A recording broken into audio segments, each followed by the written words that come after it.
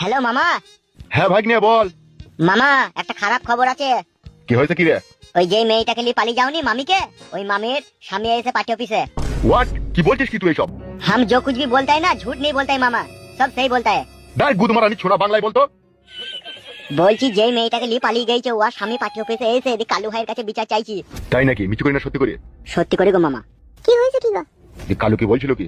Kalu MLA साहब ने बोला कि देखो तुम्हारा पति किसको साथ गया है किसको साथ नहीं गया है ये मेरे को मालूम नहीं है, ठीक है।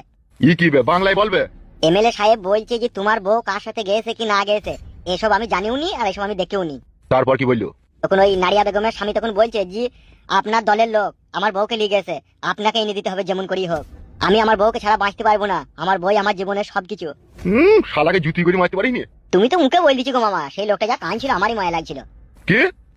কিছু লাই কি হয়েছে কি গো? মামি না কে গো মামা? হ্যাঁ রে হ্যাঁ, তোর মামি। কই একবার দাও একটু কথা বলি। পরে বলবি। বেশ ঠিক আছে, এখন রাখ, আবার কোনো খবর এলে আমাকে ফোন করবি। বেশ ঠিক আছে। আমি শুনেছি গাঁড়ের গন্ধ তো ভূত পালাই। ই তো গাঁড়ের গন্ধ তো ভূত দৈরি চলে আসছে।